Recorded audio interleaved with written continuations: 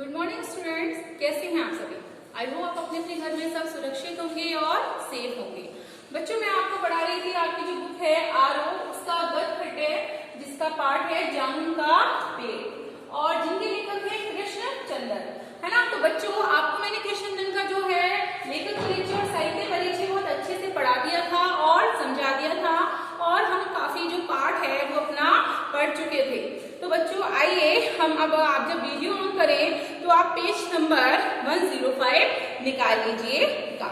देखिए, मैंने आपको लास्ट में बताया था कि जो पुलिस वाला था उसको दया आ जाती है और वो उसको कहीं ना कहीं खाना खिलाने के लिए कह देता है।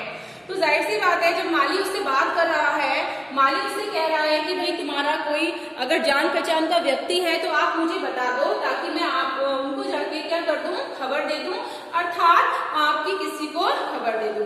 लेकिन आपका कोई रिश्तेदार है घर में या कोई भी दोस्त यार है, तो उसने कहा था कि नहीं, मैं तो लावारिस हूँ, मेरा इस संसार में कोई नहीं है। तो बेचारा को थोड़ा सा दुख प्रकट करके माली जो है वो चला जाता है। यहाँ तक मैंने आपको समझा दिया था बच्चों।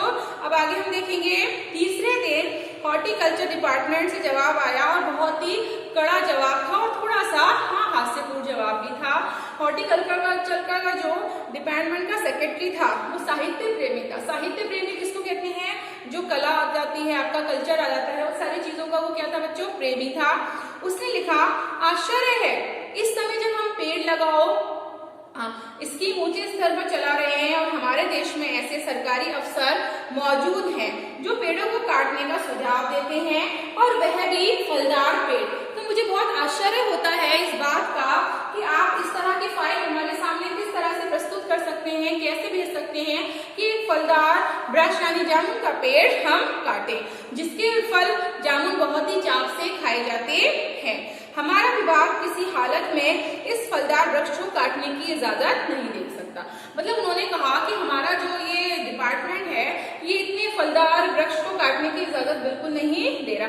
तो देखा जाए तो कितना मूर्खतापूर्ण उसका जवाब था बच्चों। उसने उस फलदार वृक्ष के बारे में सोचा कि रोज हम ये स्कीम निकालते हैं, खूब पेड़ लगाओ, खूब पेड़ लगाओ, लेकिन उसने ये नहीं सोचा बच्चों कि उसके नीचे कोई व्यक्ति दबा पड़ा हुआ है जिसकी जान खतरे में, अर्थात जिसके बेचारे के कभी भी क्या हो सकते हैं, प्राण निकल सकते हैं। मतलब उसका इस तरह का जवाब था कि हम पेड़ को नहीं काटेंगे। अब क्या किया जाए, इस पर एक मनचले ने कहा। वहां पर एक मनचला व्यक्ति खड़ा था, उसने पूछा कि अब क्या करें। फिर उसने कहा कि अगर हम पेड़ को काट कर नहीं निकाल सकते तो हम इस आदमी को ही क्यों ना काट कर निकाल लें। अब ये और भी ज्यादा मूर्खतापूर्ण सवाल है बच्चों। जवाब है, आप कुछ सोचिए कि किसी व्यक्ति को हम किस तरह से काट कर पेड़ के नीचे से निकाल सकते हैं, अर्थात क्या ऐसा हो सकता है कि हम पेड़ की जगह किसी व्यक्ति को काट कर निकाल लें। तो देखा जाए तो काफी ज्यादा मूर्खतापूर्ण ये सवाल है कि भाई आप क्या कर लो, आप पेड़ की जगह किसी व्यक्ति को काट कर निकाल लो, है ना। फिर क्या था, बस देखिए उस आदमी ने इशारे से बताया, अगर इस आदमी को ठीक बीच में से यानी कि धड़ से काट कर बाहर निकाला जाए तो आदमी तो बाहर निकल ही जाएगा, और जो उसका वृक्ष है, पेड़ है, वो वहीं की वहीं क्या रहेगा, खड़ा रह जाएगा। मतलब उस व्यक्ति ने मूर्खतापूर्ण जवाब दी हाँ कि पेड़ को कोई नुकसान नहीं होगा, हम उस व्यक्ति को क्या करते हैं, काट कर बाहर निकाल लेते हैं। ये देखिए उस आदमी ने उसकी तरफ इशारा किया कि हम इसको यहाँ से काट कर निकाल लेंगे, मगर इस तरह तो मैं मर जाऊंगा। दबे हुए आदमी ने आपत्ति प्रकट करते हुए कहा, यह भी ठीक कहता है, एक क्लर्क बोला। जो व्यक्ति पेड़ के नीचे बच्चों दबा हुआ था उसने कहा कि अगर आप मुझे इस तरह से बाहर निकालेंगे तो कहीं ना कहीं मैं क्या हो जाऊंगा, मर जाऊंगा, अर्थात मेरे प्राण निकल जाएंगे। तो वहां जो और लोग खड़े थे उसमें से एक क्लर्क ने कहा कि हाँ, बात तो ये सही कर रहा है। आदमी को काटने वाली युक्ति प्रस्तुत करने वाले ने भरपूर विरोध किया, और आप जानते नहीं आजकल प्लास्टिक सर्जरी कितनी उन्नति कर चुकी है। जिसने ये सजेशन दिया था कि भाई इस व्यक्ति को हम काट कर निकालेंगे, वो व्यक्ति इस बात का विरोध करने लगा, ऑब्जेक्ट करने लगा कि अरे ऐसा थोड़ी ना होता है, आप लोगों को पता नहीं है क्या साइंस ने कितनी ज्यादा तरक्की कर ली है और आज के समय में सर्जरी हो रही है, प्लास्टिक सर्जरी हो रही है। तो मेरा मानना यह है कि इस व्यक्ति को अगर हम काट कर बाहर निकालते हैं तो जाहिर सी बात है क्या होगा, इसकी प्लास्टिक सर्जरी हो जाएगी। और इसका जो धड़ है वो कटेगा, वो फिर से हम उस प्लास्टिक सर्जरी के माध्यम से क्या कर देंगे, जोड़ देंगे। मैं तो समझता हूँ अगर इस आदमी को बीच में से काट कर निकाल लिया जाए, वो फिर से कहता है, तो हम प्लास्टिक सर्जरी के माध्यम से इसको क्या कर लेंगे, फिर से जोड़ लेंगे। इस बार फाइल को मेडिकल डिपार्टमेंट में भेज दिया गया और मेडिकल डिपार्टमेंट ने फौरन एक्शन लिया और जिस दिन फाइल उनके विभाग में पहुंची उसके दूसरे ही दिन उन्होंने अपने विभाग का सबसे योग्य प्लास्टिक सर्जन छानबीन के लिए भेज दिया। देखिए कितनी बेवकूफ बड़ी बात है बच्चों कि फाइल को कहाँ भेज दिया गया, मेडिकल डिपार्टमेंट भेज दिया गया और मेडिकल डिपार्टमेंट जो थे वो लोगों ने भी इस बात पर क्या करा, गौर किया कि क्यों ना पेड़ के नीचे से एक व्यक्ति को काट कर निकाल लें और उसके बाद में हम क्या कर दें, सर्जरी कर दें। तो देखा जाए तो कितना मूर्खतापूर्ण सादा, और जो लोग थे वो भी तैयार हो गए थे। उन लोगों ने मेडिकल डिपार्टमेंट ने एक सर्जन को ढूंढा जो उसकी सर्जरी करे, अर्थात उसको छानबीन की गई काफी और एक सर्जन ढूंढा गया जिसका जो उसका ऑपरेशन कर सकता था। सर्जन दबे हुए आदमी को अच्छी तरह टटोलकर उसका स्वास्थ्य देखकर खून का दबाव देखा। जो सर्जन था जिसको उसके लिए नियुक्त किया गया था वो सर्जन वहां आता है, उसका चेकअप करता है। जिस तरह से आप जानते हैं कि हमारा कोई भी ऑपरेशन हो रहा है, कुछ भी हो रहा है, तो उससे पहले जो हमारे स्वास्थ्य का परीक्षण होता है, जो हमारे बहुत सारे टेस्ट होते हैं, ब्लड टेस्ट है या जो भी बहुत सारे टेस्ट हैं, वो सारे उसके नाड़ी वगैरह देखी, हृदय की देखी, सब लोग देखा और फिर उसने रिपोर्ट भेज दी और उसने कहा कि हाँ भाई इसकी ये सब चीजें इसकी नॉर्मल हैं और इसको हम काट सकते हैं, काट के बाहर निकाल सकते हैं, साथ में इसका ऑपरेशन होना भी संभव है, अर्थात इसकी प्लास्टिक सर्जरी भी हो सकती है।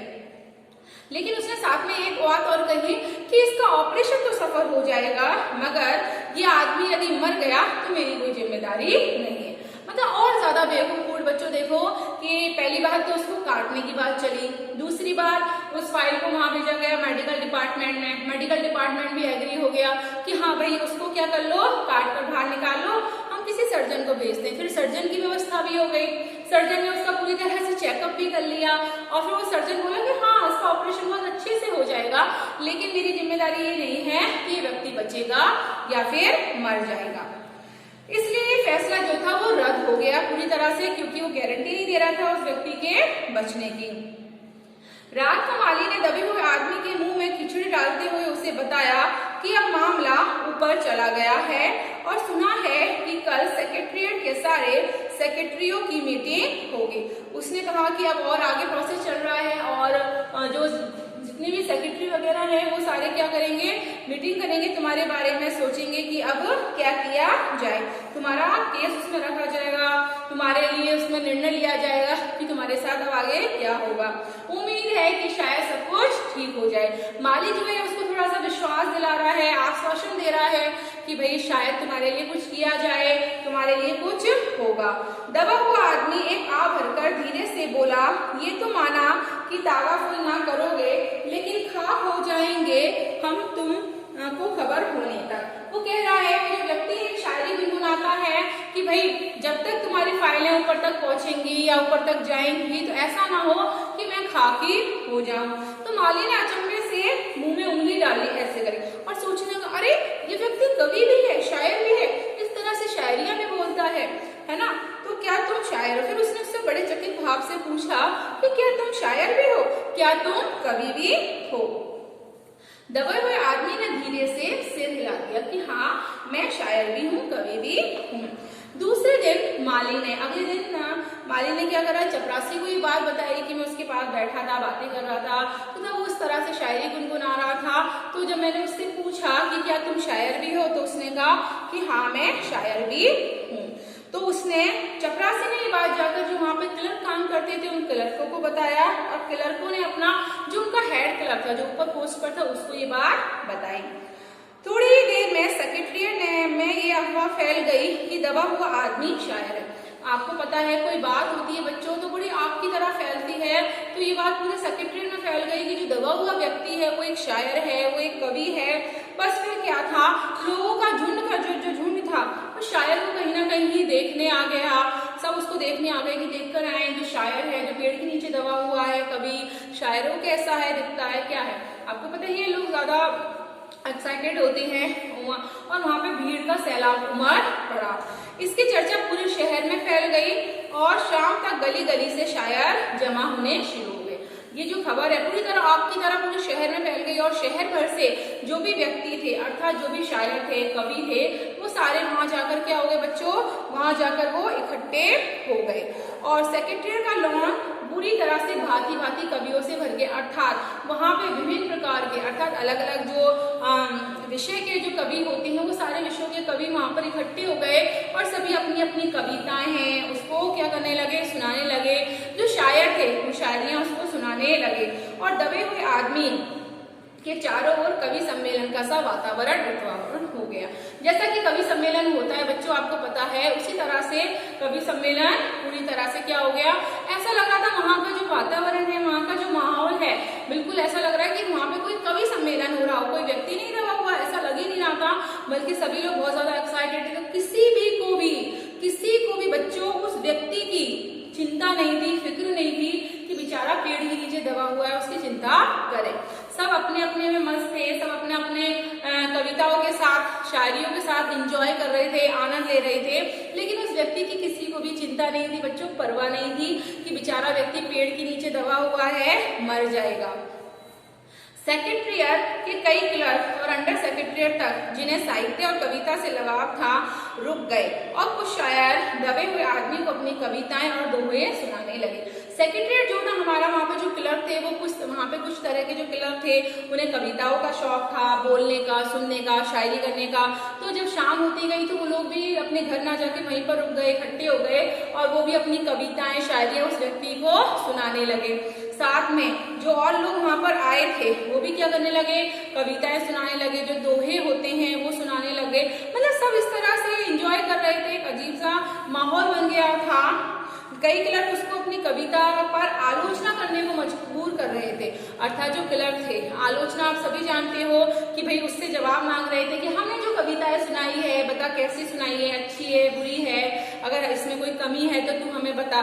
तो मतलब इस तरह से किसी को ये चिंता नहीं थी कि वो बेचारा जो व्यक्ति है वहां पे दबा हुआ है उस पेड़ के नीचे, बल्कि सारे व्यक्ति क्या कर रहे थे, उसके ऊपर सिर्फ और सिर्फ ये सोच रहे थे कि अरे यार अब इस व्यक्ति का क्या होगा। ये कोई नहीं सोच रहा था, सब अपनी अपनी कविताएं सुनाने में मशरूफ थे और उसको मजबूर कर रहे थे कि वो पक्ष और विपक्ष में हमें फैसला सुनाए। तो बच्चों आज तक की क्लास हमारी यहीं तक होगी, कल इस चैप्टर को हम कंटिन्यू करेंगे। Okay, thank you.